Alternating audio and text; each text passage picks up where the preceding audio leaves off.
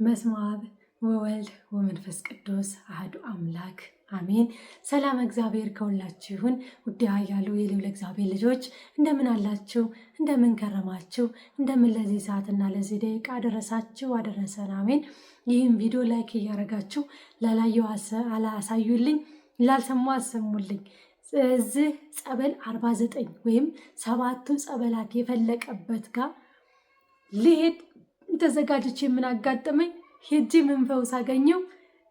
ደግሜ አሁን ማንን ይዤ ልሄድ አሰብኩ? ይህ ልነግራችሁ ነው።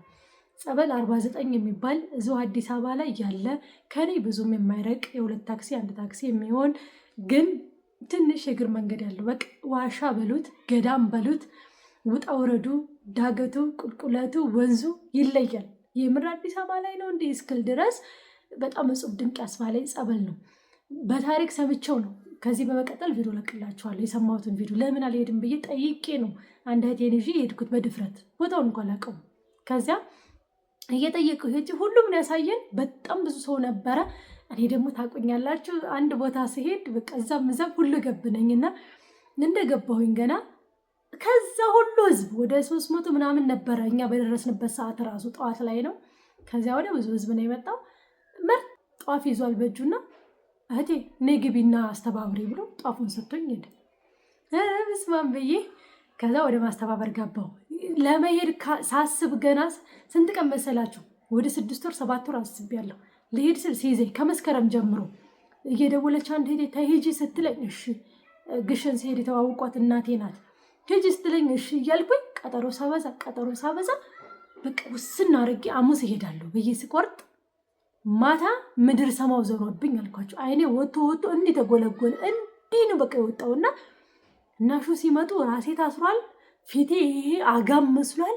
አይኔ ወጥቶ እንዲህ አልቅሶ እንደወጣላችሁ ተጎልጉሏል። እንዴ ምን ሆነሽ ነው ሲስቱም ስታይ አሹም ሲያይ እንዴ ምን ሆነሽ ነው? ቆይ ምን አጋጠመሽ ነገር አይነት በቃ የሉ ማታ ሰውነቴ ዛላ አልኳቸው እየተንቀጠቀጠ። ማታ ጸሎት በመከራ ነው ያደረስኩት።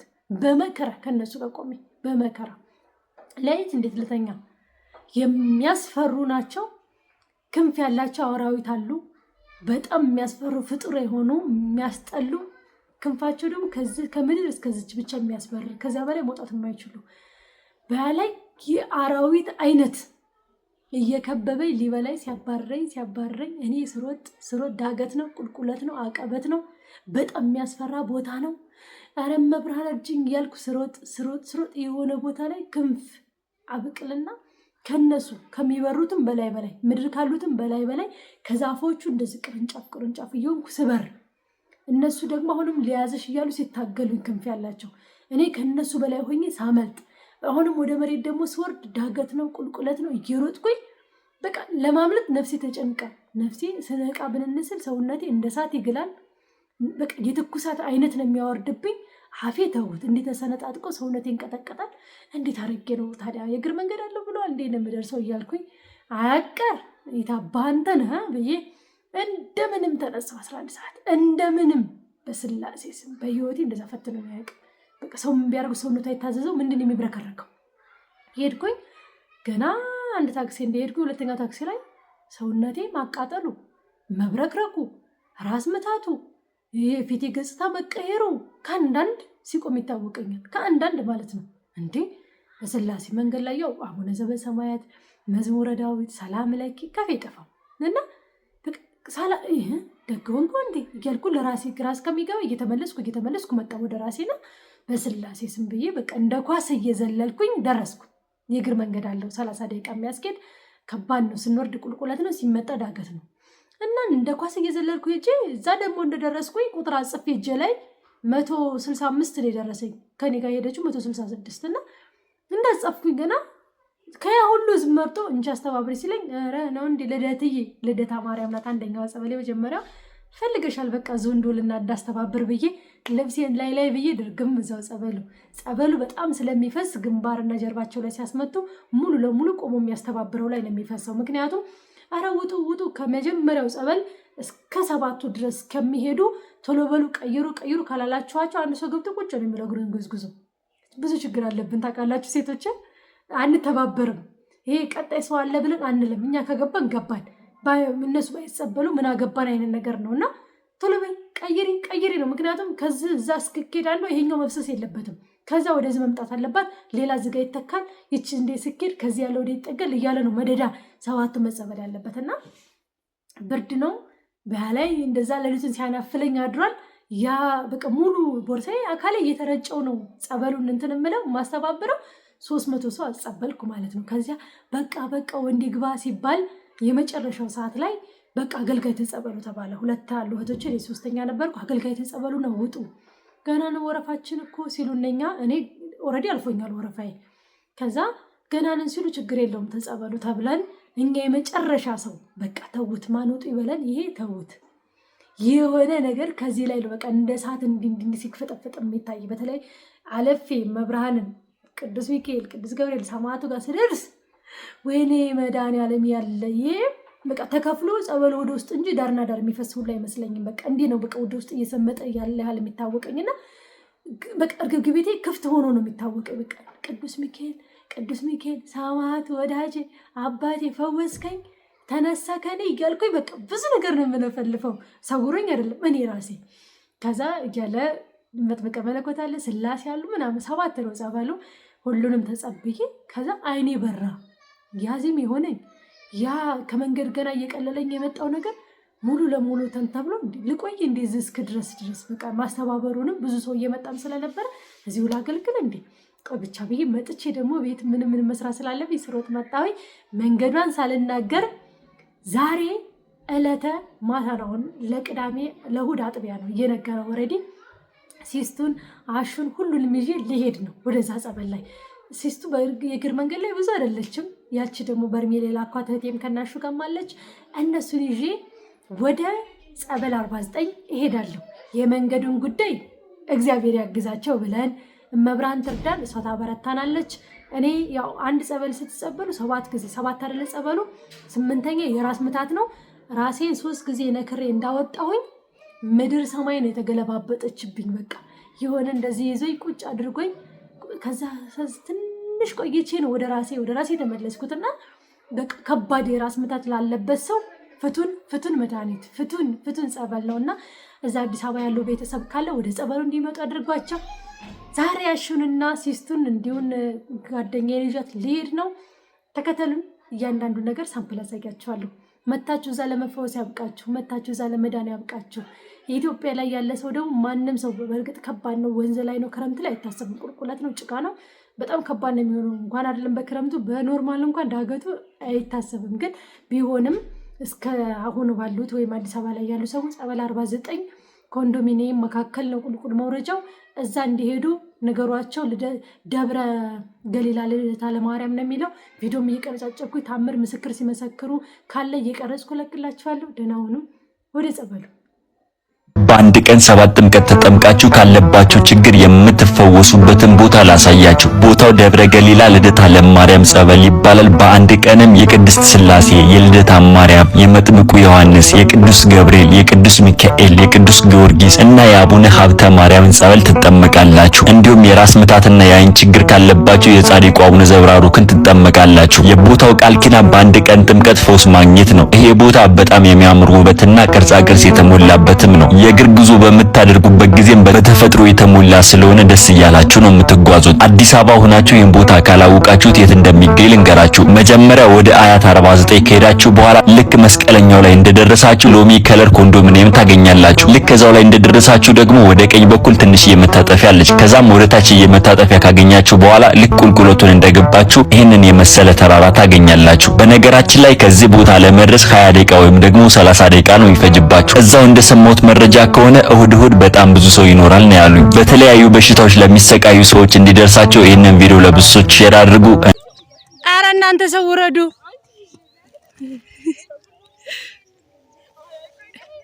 ወራጅ አርሴማ እንዲ ይኸውላችሁ እንግዲህ ጉዞ ወደ ጸበል 49 እያመራን ነው። ቁልቁለት ገና ከዚህ የባሳል። እንግዲህ እንደዛ እየወረድን ነው። መንገዷ ግን ጥያቄ ናት። ጥያቄ ቁልቁለቷን እናሳያችኋለን። ግን ጸበሉ ደስ የሚል እጹብ ድንቅ የሚያስበል 7 ጸበል ነው፣ ግን 8ኛው የራስ ምታት ነው። በስመ አብ ወልድ አሹ እንግዲህ እንዲህ ያለ ና አውሮፕላኑ ሲመጣ ላሳያችሁ። ጀንበሯ ደግሞ እንደዚህ ታምራለች። ደስ አትልህ? ወይኔ አውሮፕላኑ ቀረበ ትላላችሁ፣ ግን ይኸውላችሁ ይሄ ሁሉ ጎላ ይሄ ሁሉ እንትን ነው የሚወረደው ገና።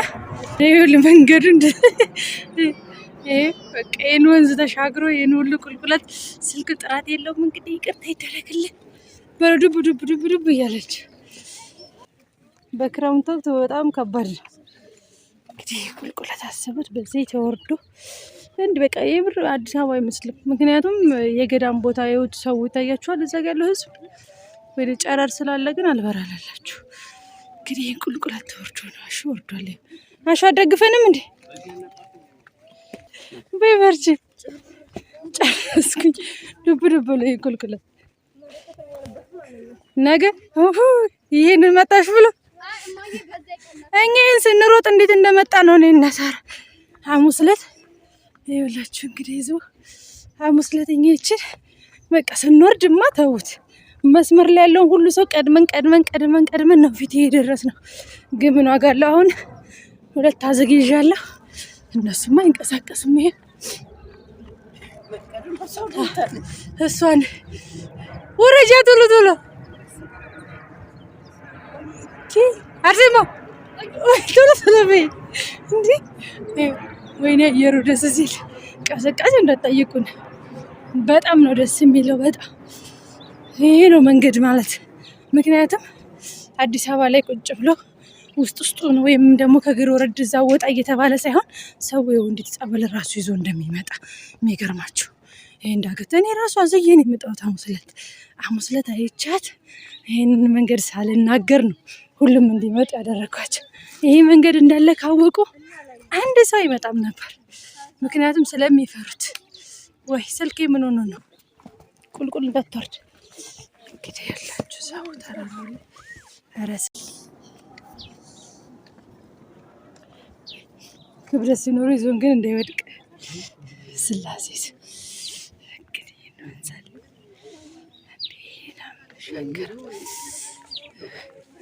ወይኔ በስመ አብ ቅዝቃዜ ነው እንዴ! መብራጅ እንግዲህ ለሰው ወደዛ ነው የሚሄደው። ብዙ እዛ ለምን መብራት ኪዳነ ምሕረት እናቴ ሰማዕቱ ወዳጅ ድረስ ኧረ ለፉ ቶሎ ወዲያ ያለችው ቶሎ ትርትር በል።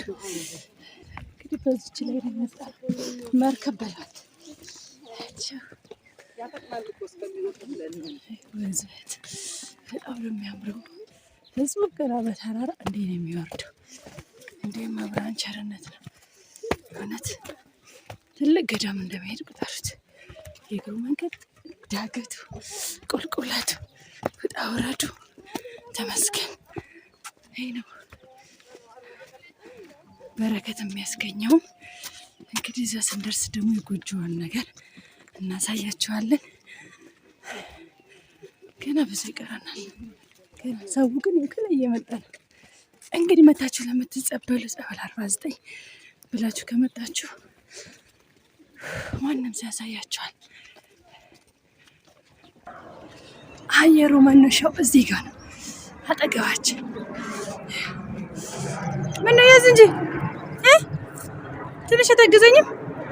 በስመ አብ ወልድ ወንዙ ያላችሁ እንግዲህ ወንዝር የመሻገር ቻሌንጅ ይሄው ወንዙ። ኧረ መድኃኒዓለም ኧረ ሁሉ በዛ ጋር እንሂድ፣ በዛ ጋር እንሂድ። ሊደበቅ ነው። ኧረ ቢቆይስ እዛ ወረፋ እኮ አለ። ቶሎ ጠጋ በሉ።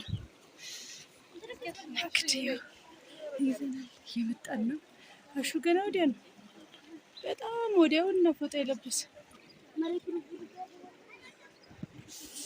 በዛ አድርገው ይሄ ቦታው ነው። ወደ ላይ ነን በቃ እንሂድ።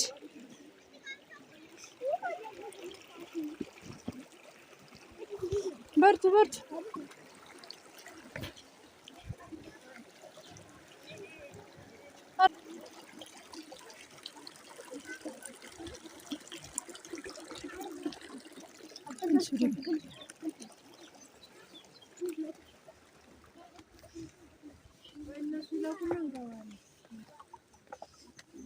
እዚህ ጋር እንግዲህ ምግብ ለሚፈልግ ሻይ ብስኩት የሚያቀራርቡ ሰዎች ናቸው። ጸበሉ ዘጋ ድል የተሰራበት ጋ ነው። ደርሰናል። እያለከለኩ ነው ነገራችን ላይ ምክንያቱም ወይኔ ወንዝ በሉት በቃ መንገድ ሁሉ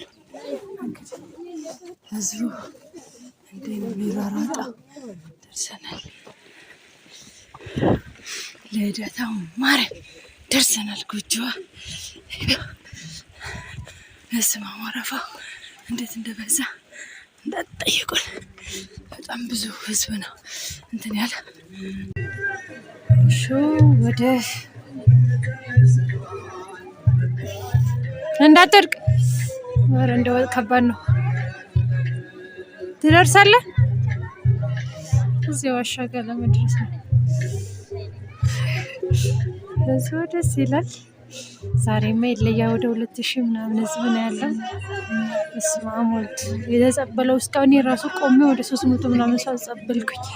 ይኸው እየተንቀጠቀጥኩ ያለው ለዚህ ነው። ቀድሜ በማጸበል ስለበሰበስኩኝ ከዛ በቃ ብዬ ገባሁን 6 ሰዓት ላይ ከቀኑ ሰንበት ነው ብዬ ይኸው አሹ እንዴ ተነባለለ። በጣም ደስ ይላል። እዚህ ጋር የሰውን እያስተባበሩ ነው እና አባ በጣም በቃ በስላሴ ሰንበት ስለሆነ ይሆናል አላውቅም። እስከ እኔም ተሳለምልኝ። በጣም ነው ህዝቡ እንትን ያለው። ያው ሰንበትን ብዙ ጊዜ እንደዛ እንትን ይላል። በጣም ነው የሚያምረው። በጣም ነው ደስ የሚለው። ግን ያው መንገዷ ትንሽ ታደክማለች። ሁለተኛ ህዝቡም በሰንበት ወቅት ይከብዳል። እንኳን በሰንበት በኖርማል ወቅት ራሱን ሐሙስ ዕለት ስመጣ አትገባም እንዲህ ወደ ውስጥ ፈራ። ነገሩ በጣም አፈሩ ከባድ ነው። እንዴት ይዞ እንደሚሄድ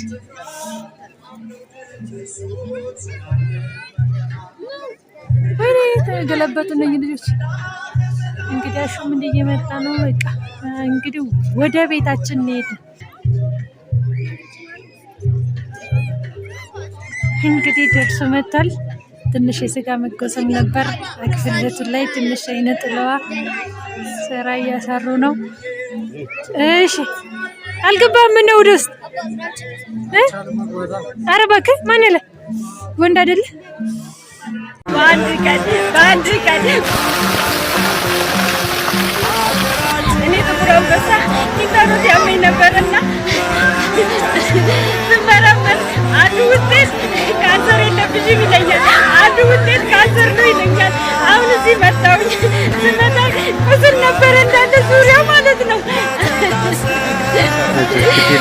አሁን ሳየው ምንም ነገር ጨርሼ ባሳት ብዬሳ ምንም ነገር ልምጥ ያለ ነገር ቁስል የነበረው ልምጥ ያለ ነገር ሆኗል። መቼ ነው የመጣው? ዛሬ አሁን በአንድ ቀን ብዙ ፈተና ነበሩኝ። በቤቴ ማርያም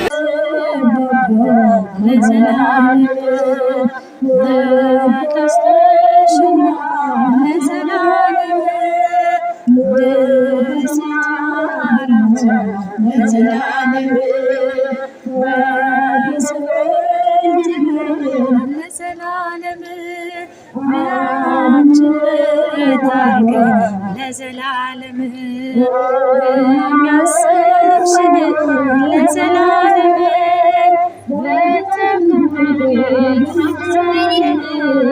በፍጹም ድንግል እንዘምራለን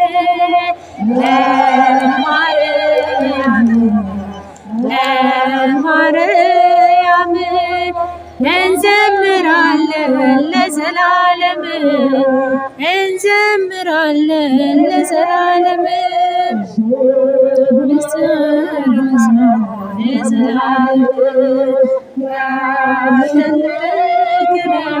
ለዘላለም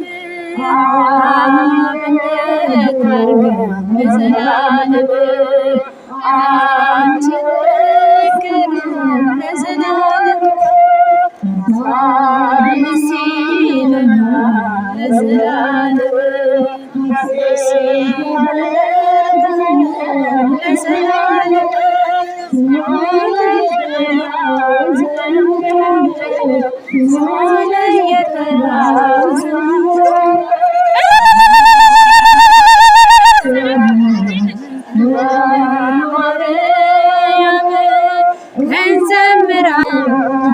እንዘምራለን ለዘላለም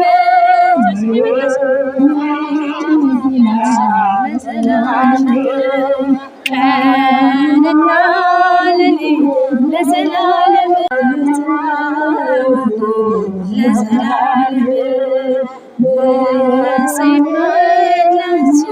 ለዘላለም ለዘላለም